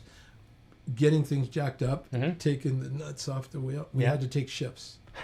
We'd go, okay, your turn. Okay, you got one off out of 5. Yeah, everybody took shifts, and we actually, believe it or not, we actually got everything. We were barely late. We made it there and everything. That was back when a band used to carry a PA. Yeah. And then there was a point where bars decided bands were coming in and wrecking their bar, dragging bass bins across the floor and doing everything and just totaling everything. And one band would come in with this massive, beautiful lunacy system, or really killer system from England. It had Yeah, water system. Or yeah. something. Then the next band would come in with stuff taped up, and, Yep. and the speakers were like, hey. So the bar wanted consistent sound, so the bar would buy their system. Yep. I get a tech, and then every bar in Ontario pretty much did it. Yeah. Bands could travel light, go to the bar, set up their gear, plug in, bar. That was nice. Yeah, that was a nice time period. So you've seen different things, and I'm seeing it going back now when I'm at the live gigs. It's like the old English pub scene. You walk in, there's people shooting pool. Every once in a while, if they've got a dartboard, people are playing darts. And, you're just waiting for someone to go, hey, mate, any fish and chips? Yeah. and the whole deal. But it's really cool. It's I love that. It's a nice atmosphere, though. I hope that does come back more and more. Yeah. I've got some horror stories, and once we get Poison Ivy feeling better here too, we'll get her in, because she you know what it's like with us as musicians, we tend to forget some of the stories because there's certain little things that happen in the course of an evening where things that you consume or whatever, you might forget some memories, right? Mm-hmm. Right? We won't say what that is, Yeah. but memories get forgotten, and we're talking about fish and chips, Eric, just in case you're wondering. Yes. Yeah, right. He doesn't believe it. He's old enough. But anyways, look at the look. If you can see the look he's giving me right now, show the look that you're giving me. Sure, Dad. Yeah. There it is. Yeah, all right. So there's the look. So anyways, you forget these stories. But one time I remember playing a gig not too far, like towards Justin Bieber's hometown, actually. Yeah. Towards Stratford. We're playing a gig, and so we're having a band open for us, right? Yeah. And when you play with a band several times, you sometimes just say, okay, well, our drummer will bring the drum kit for this gig, and then next gig, we'll bring the drums and we share, right? Yeah. So our drummer, great drummer at the time, great guy, and one of several reasons why he's no longer with us, and no disrespect to him, I loved his playing. He's on a couple of those albums that you've heard. He couldn't find the gig, so he turned around and went home. He was supplying the drum kit for us and the other band. Okay, so we get there, we call him. We're like, this has never happened before. Yeah. We're calling local hospitals. We're calling the local, in Ontario, we have the Ontario Provincial Police. It's kind of the national, like your sheriffs and things like that. That's our national police. So we're calling them. Has there been any accidents? Like, we're worried. This never happened before. Finally get a hold of them at home. Oh no, I couldn't find the place. I went home. Like, okay, great. No. So we talked to the opening band. And you remember Time from Windsor? Remember those guys? Yes. They're kind of like a retro 70s young kids band, in a nutshell, brought to today's era. And they sound just like the 70s, real retro, airborne kind of jet, that kind of sound. Yeah. So the drummer will normally bring some cymbals and a snare, because you never use the drummer's cymbal or a snare, right? You want your own snare sound. Yeah. So he had a snare. And so I said, will you play drums for us? And we're a rock band, a full 4-piece rock band, and we had a snare drum. And I'm doing sound for the band too. I was the sound guy at the time. So we had snare, coo, coo, coo, coo. And that's all we had all night long, right? I don't even think we might have had hi-hats. So can you imagine a whole rock band trying to sound full, no kick whatsoever? So there's a horror story. And then, it might as well do that. That's about all we could do, I should have done that. And I look at those photos back, and I just looking at the photos, I have no video from that moment, but the photos, I cringe when I see them, you know what I mean? Yeah, it's a cringeworthy story. Let's jump back over to the chat. We'll see what's happening over here. Yeah. Chase Ombre says, Eric, how have you lived this long? You know what? I'm on borrowed 9 lives. And that's why Junior's got a safer bet in life, because number one, as much as I hate, so technology pays my bills. I'm a social media guy. I'm a web developer, and I do a lot of things like that. So that pays my bills. I love the internet. If it wasn't for the internet, I wouldn't be talking to you guys. We wouldn't be talking to you guys tonight. But at the same time, I hate the internet. But here's another example where I love the internet, because there's apps. The kids are playing with their apps. They're doing this. Like, we would play with sticks in the backyard, right? Yeah. He gets an app to download. What is it like to play with a stick in the backyard? That's what it's like today. It's like freaking holograms. Yeah, but it keeps them out of the stuff that we're doing. Lighting each other on fire to see how long we could run across the farm, right? Yeah. Jumping off the roof of the house and landing on your back to see who could survive the longest without being in a wheelchair. All these different things. I remember my cousin had snowmobiles or skidoos, whatever you want to call them, sleds, whatever. Not sure how the American terminology is, because a lot of our audience, about 75% of our audience is American. Yeah. I would get these skis that you'd buy at the local store, like they're not a real downhill ski, but a short ski like this, and I'd tie a long rope behind the skidoo, snowmobile, whatever you want to call it, and my dad had an airstrip for his airplanes, and I'd hang onto this rope like I'd be water skiing behind a snowmobile, and they'd get going around 60, 75 miles an hour, and we'd build a snow ramp at the end of the strip, and there'd be a big ditch. It was about 40 feet across a ditch, about 15 feet down. And so we would get going, and he'd pull over. We'd pull over like that. We'd hit the ramp and then let go of the rope, right? Well, somehow or another, when I was doing this, I was falling. I'm the little kid trying to show off, whatever. The rope got caught in my belt, and somehow or whatever.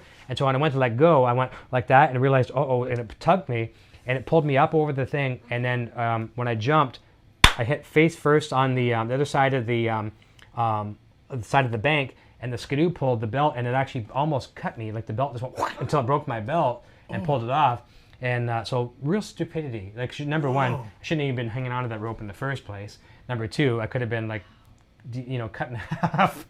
So all Chicks those dig it. Yeah, exactly. Yeah, you get up, you're like, you shake it off. Like, anyone looking? Okay. It's almost like Mortal Kombat. That It's thing. so- It was almost like a Mortal Kombat finishing move is what it was. Yeah. And I mean, my cousin David. Yes. We lived on the farm, and you were really bored. And we had, obviously having a farm, we had gas tanks and stuff like that. We used to take all the hay in the fields and stuff like that, and we'd gather it all up, and we'd soak it down with gasoline. And we're talking a major, like mountain of straw. And we took bow and arrows. We used to like the Dukes of Hazzard. And I mean, you'd think I'm a redneck. I'm certainly not a redneck, but it sounds like I am with this story. We take our bow and arrows, take some newspaper, light it on fire. We go like that, light it. And then when it hit, it would explode. You could actually feel the explosion from 200 feet back. It'd be like, boom. And like it'd be a mushroom cloud in the sky, like you could see it from space. So you don't do that kind of stuff. Like, Oh my like you were goodness. talking about like way before, like you said, like okay, yeah, when we were kids, we all we had was like sticks in the backyard, but now Sticks and gasoline. yeah, and now like there's kids out here, not even in their backyard, just inside playing with like fidget spinners and Yeah. Keep playing with your fidget spinner. I'll buy you lots of fidget spinners. You're good with You know, that. It you- just distracts you. You know what the coolest thing we used to do? We had 2 hockey sticks, and we had a tennis ball. Okay. When we were traveling with the band, and we'd go behind these bars in Hamilton and stuff, and the band was broke all the time. Because Of course, all of us are. bands never spend money on food or things like that. They spend it on other things. Yep. So, but you'd always Fish have and enough chips. money. Yes. Yeah, fish and chips. And you'd always have enough money. And we'd get a old coffee cup, like one of those styrofoam cups, go down to the local gas station and get like a little bit of gas put in there. Then we'd take this tennis ball and we'd put it in the gas, no word of a Let it lie. soak it up. Light the thing on fire and takes fiery slap shots at each other. It was the like some of the silly things you do. Just I know. out of boredom. Of course. Out of boredom, you're sitting there. You don't realize when you're away from home how boring it is in the daytime. Sitting there going, okay, what do we do until gig time? And everybody's just lighting tennis balls on fire, or lighting hay bales on Yeah. fire. Well, you know what happened? I had a story in mind. I was going to say this tonight, and I forgot about it. But since you said that, remember that one town in Ontario, Hanover? Yes. Okay, yes. you played there, I'm sure, many times. Yeah. We played this one town in Hanover. So we played 3 sets. We were a cover band with some originals. We were playing, this is back 20 years ago, 15 years ago. And we're playing there. And after the first set, we thought, let's be creative. So Jay-Z, the bass player, he had a bunch of fireworks. And so we wanted to do kind of an Ace Frehley kind of thing on his guitar, but on his bass. And it was like this spiral kind of firework thing that would normally spin around. So he drilled a hole into his headstock of his bass and put the screw into it. And he tightened it up with a screwdriver so it was like really tight. He thought it was tight. So picture 3 firework spindles coming off this thing like a propeller. And then we went on the balcony of this really roach motel that we were staying in right above the club. Basically, it looked like something from Walking Dead. And the people that lived there were walkers themselves. Horrific, But anyways, and I'll tell you a follow-up story to that one too, because we stayed overnight at this place. But anyways, we go on the balcony, let's try this, whatever. So he lights the firework on fire, thinking it's just going to go, and he's going to hold his bass like this. But he didn't screw the thing in tight enough, so it started spinning like a propeller, and it's going, and like these flames are coming out of this thing like this.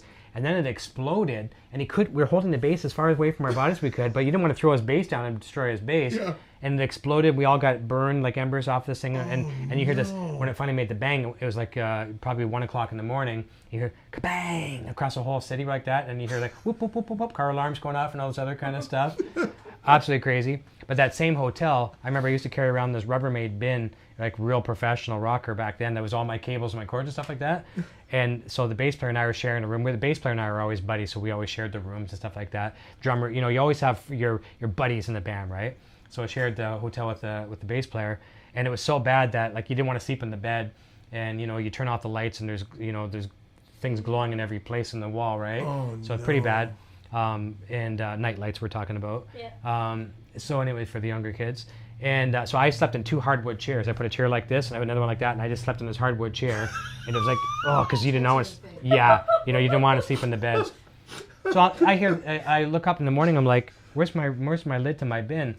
And then I hear the bass player in the shower. He's in the shower down the hall, which is the community shower that's shared by everybody that lives in this Walking Dead hotel. And he's in there standing on the lid of my thing in the shower because he doesn't want to get Foot fungus. Foot fungus. Like, you son of a bitch. He's standing on the lid of my bin. So we just left it there. So that all the homeless people now are using it as either, toboggans or whatever.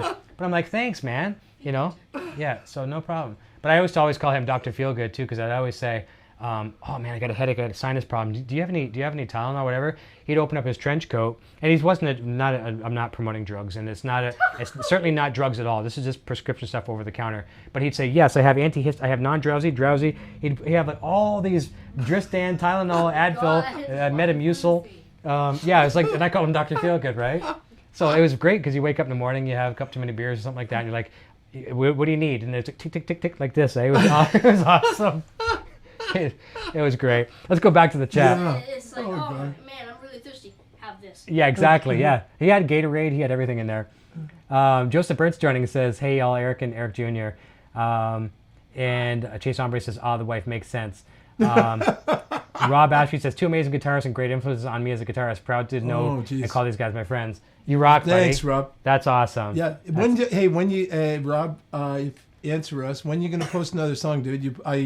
You posted a whole bunch. You actually did some really cool versions on some he did some early 60s. And he did songs. some rhythm stuff too. He did some Five Finger Death Punch and all that kind of stuff too. He was doing everything. Yeah, he's all over the place. He played a killer guitar solo online on his own thing. Yeah. He was just jamming. Yep. And he did, but he's doing some old 60s retro songs. Nice. I haven't heard that yet, so I got to check. I will check that out. He's a vocalist too. He is a good singer. He's a very good singer. So keep that up. Yeah. And he was mentioning the other day too that he had I think it was yesterday morning, he had about a 2-hour workout. And guitar is it's a huge release for a lot of us, and it's really good for the soul. Yeah. Kevin Landorf, a really good friend of mine, is joining us. He's a police officer in the States. Okay. Really good friend. I have conversations with him almost daily. He's joining, saying hi, everyone.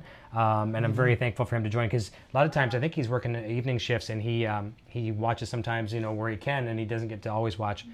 Let me see here. Chase Ombre says June Bugs. So apparently some of them know. Good name for a band, the June Bugs, exactly. And I scrolled a little too fast. Here we go.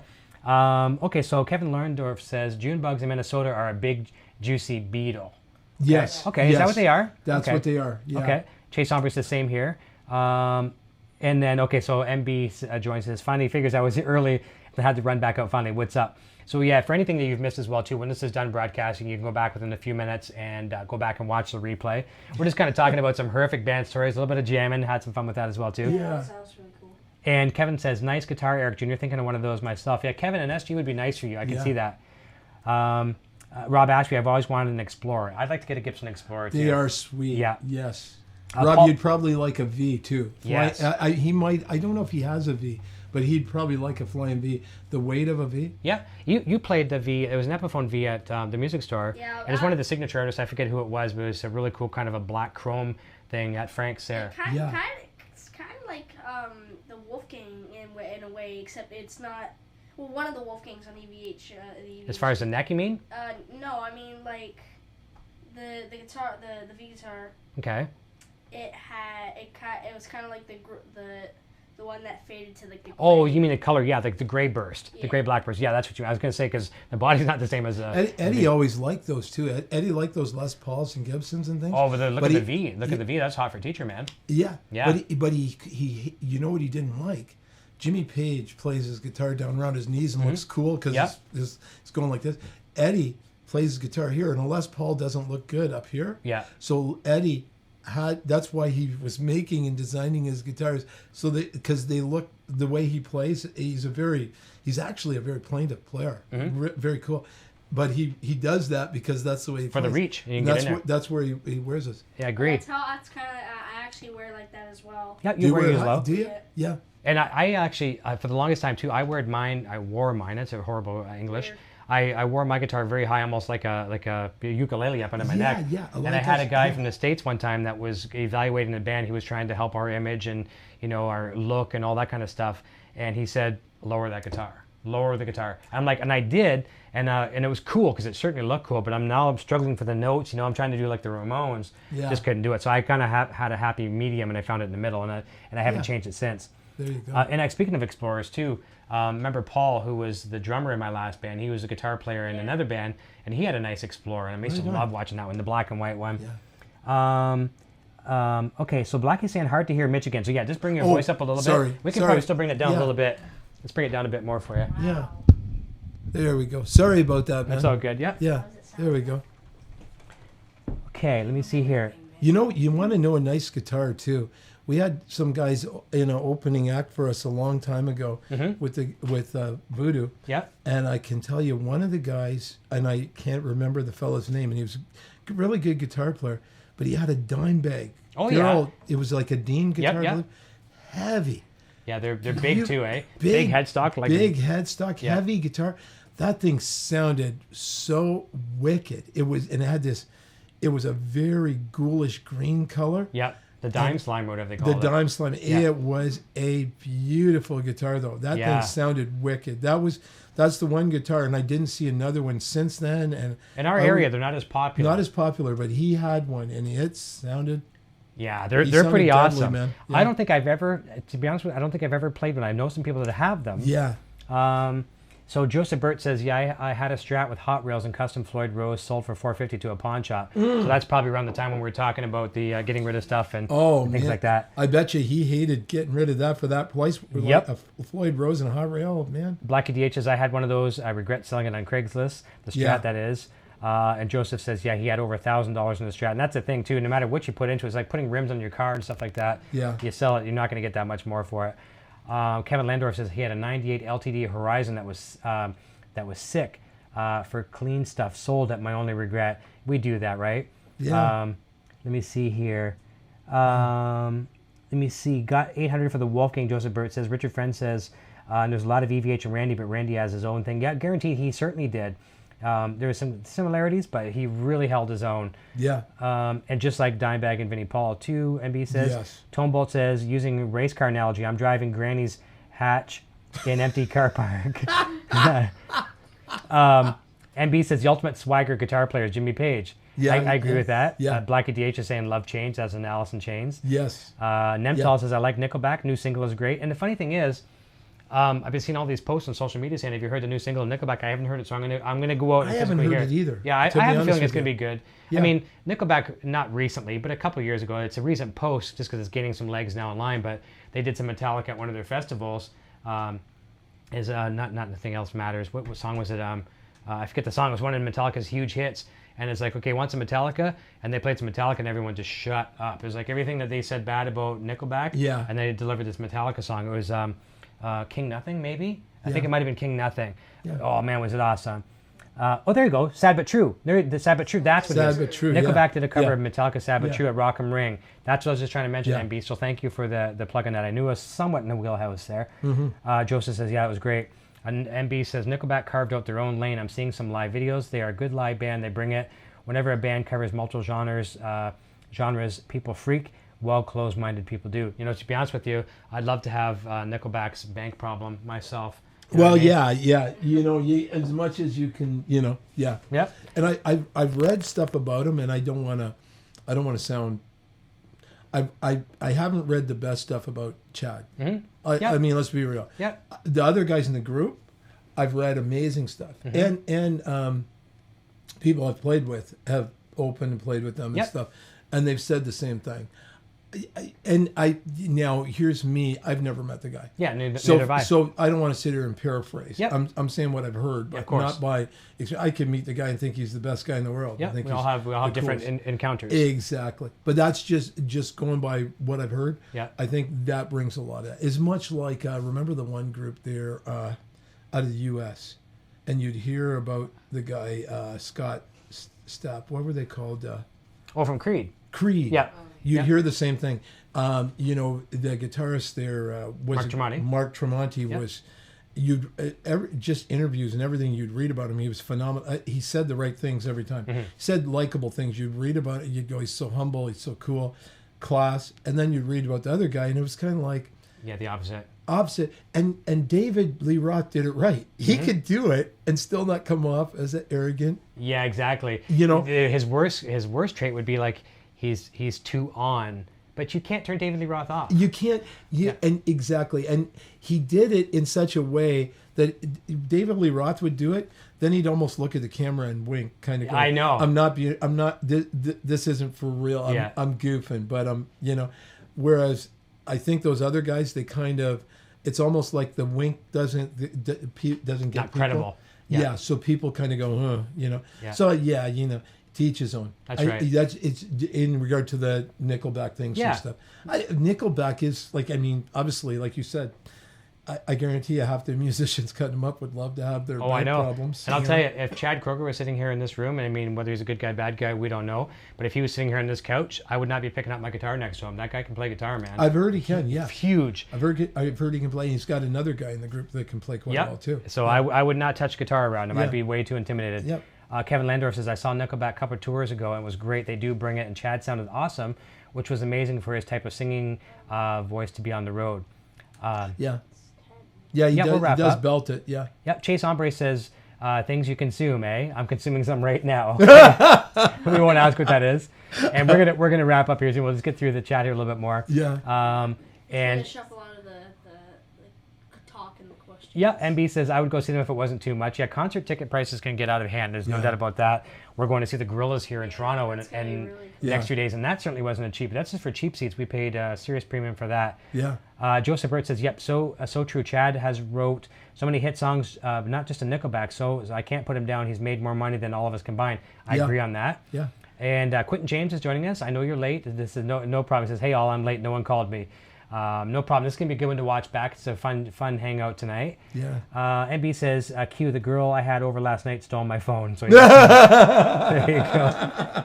So she's watching, getting guitar tips right now. Hey, Rob Ashby says, sorry, Quentin, I thought you got the memo. Hey, Quentin James. Listen to this one. Quentin James says, the girl I had over last night had an Adam's apple. Oh! What time did you let him out? Kevin Landorf says, chicks dig scars, Eric, and that's right. You know what? Poison Ivy loves the scars, so she was actually happy when she saw me burn myself, which is actually now turning into a blister. So we're finally in the blister stage, so yeah, they dig the scars. Let me see here. And there you go. MB is a seasoned veteran. That's why you always bring flip-flops to motels. There you go. You got it, man. Yes. And now, see, if the Van Halen store was around 20 years ago, I could have worn my Van Halen striped shoes. Then again, I wouldn't want to wear those in the water, but still, not to get the fecal matter from the Walking Dead hotel. Yes. Yeah. And nasty. And I'm sugarcoating it. Yes. We actually, and here again too, Junior won't get this, but we travel with black lights, right? Yeah. And for our stage stuff like that, so me and the bass player said, "Want to try on the black lights?" Like that, and we were blinded by the constellations on every wall, and yeah. And that's what. Fish and chips. Yeah. U.S. American Made Guitar says, hey guys, U.S. American Made Guitar has got a great new YouTube channel on YouTube. Got to check it out. He's interviewing some great guys. Just fresh into his thing, but check him out. He's great. Yeah. Rob Ashby says, I'll get a few vids up as soon as I can, guys, and we'll look forward to it. And Rob, I'll share them on the EVH Gear TV Facebook page as well too. Right on. Good stuff, Rob. MB says he missed the jamming, so I'll watch a replay. MB says, Brett Hines, Epiphone V, it's black and silver. You know what? I think that must be the one. That must be the one. Yep. And a matter of fact, I think I saw Hines or something on there. Armando's guitarist says, hello, Eric. Hello, back to you. Yeah. Rob Ashby, Mitch, I have a Jackson JS30 DKT hardtail and the Les Paul. Yeah, his Jackson's really nice. It's a nice guitar. Jacksons are, those are, does he have the rose on that Jackson? Floyd Rose? No, it's a hardtail, I think, on that one. Okay, yeah, I think so. Yeah. Let me see here. Armando's guitar says, Eric, your opinion on Wolfgang Standard. Don't own any EVH guitars, but thinking about ordering the one from Guitar Center. Okay, here's my opinion on that. They make a transparent finish one, and they make a solid color one. And in the solid color, they have about 5 colors. And the transparent one, they have 2. The 2 of them I'm referring to, they have a transparent purple one, which you've seen me play here. I'll grab one off the floor. And a transparent blue one. The reason why I recommend the transparent one over the other ones, they are about $100 more, but there's a little bit more mass to them. I think they sound a little bit better. Now, what I do recommend is spending about $150 extra on top of the fact.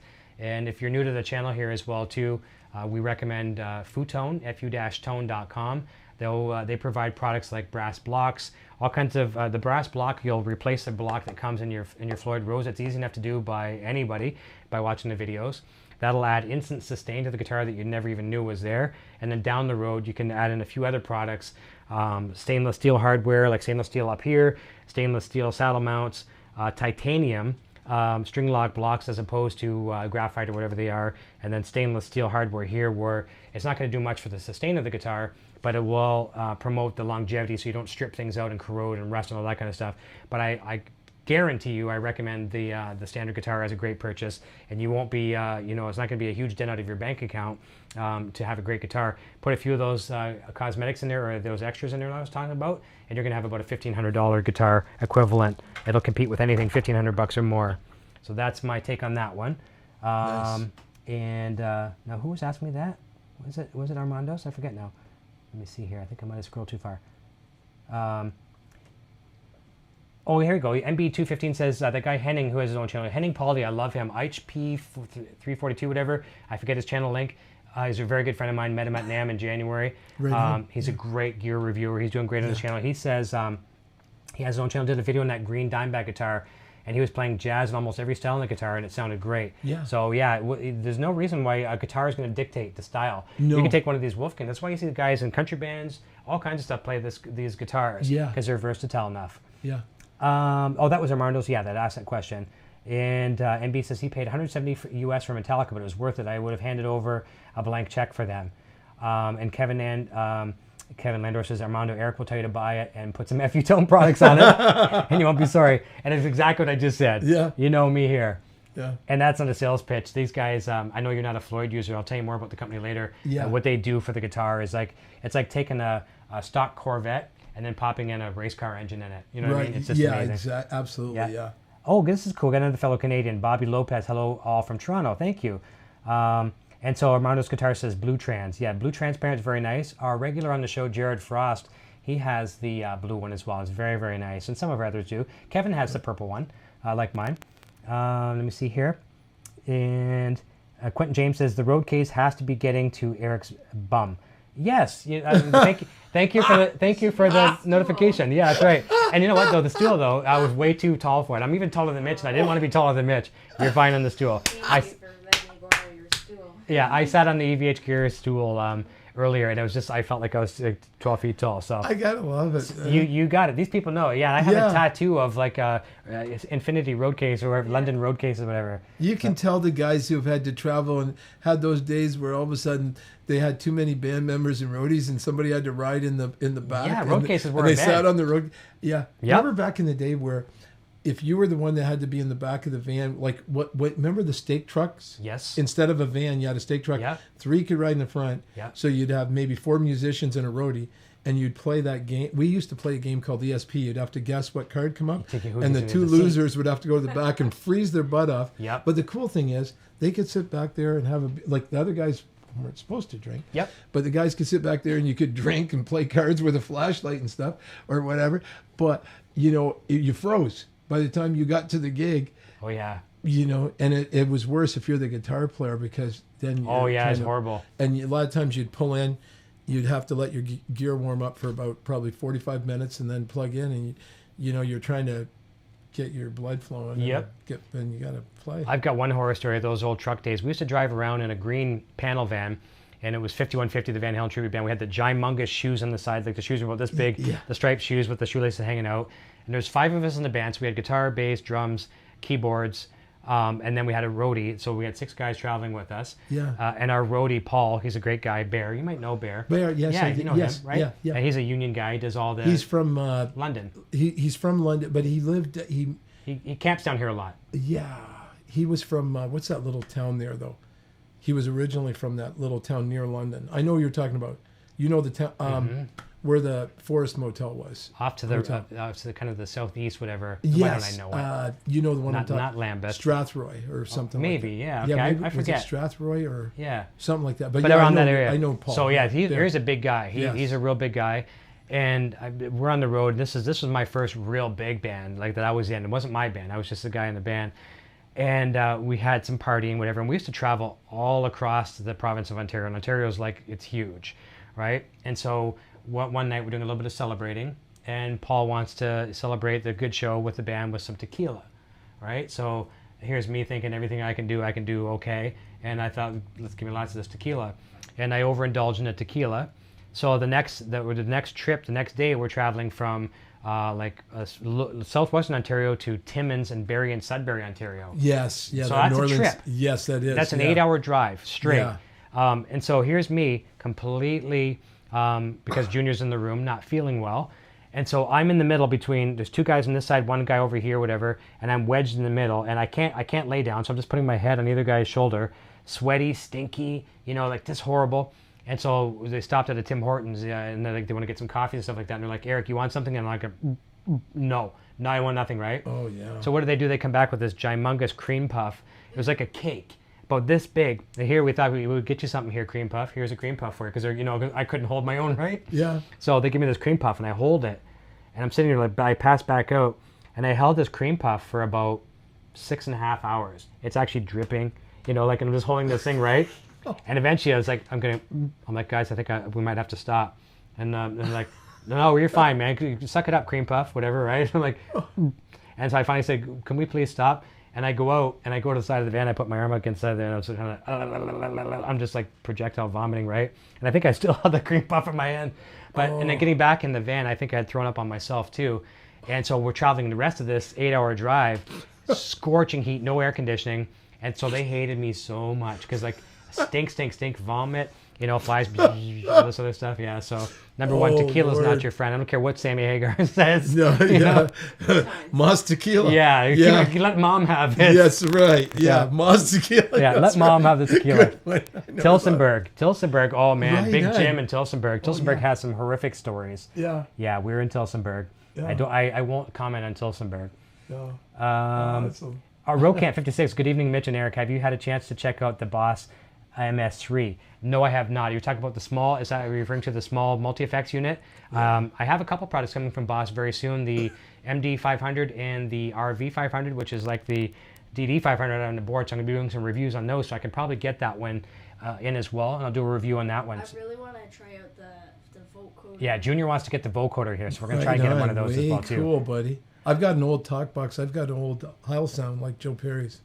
It's kind of cool. Oh, that's cool. That'd be awesome. Yeah, it's kind of neat. Let me see. Armando says, okay, thanks much to the people that are giving some comments here. Rob Ashby's off to bed. Rob's a military guy, so 0400 early Rob comes early for him. Yeah. Great show, Eric. It's good to see you and Mitch together. And it's been a long time for sure. It's been a long time coming for sure. Let me see here. Is that Poison Ivy's voice? Bobby Lopez? No, that's not Poison Ivy.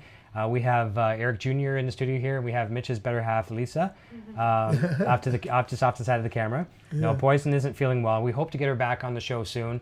When I feel more comfortable about telling what the issue that she has, I'll share that with you. But for now, if you guys just send some positive prayers and vibes, we could really use it for her for sure. She's a sweetheart. And the only reason why I'm doing this, because she would kill me if I wasn't doing this. She loves this, and she knows it's my kind of amazing lady. Yeah, she is. It's my release. Ever since I've met her, she's phenomenal. Yeah, she's great. I would not be doing what I'm doing without her. Yeah. And it's not one of those things. Please don't take it the way that I'm not worrying about her. It's trust me, she's just a few feet above me in another room, and she wants me to be doing this.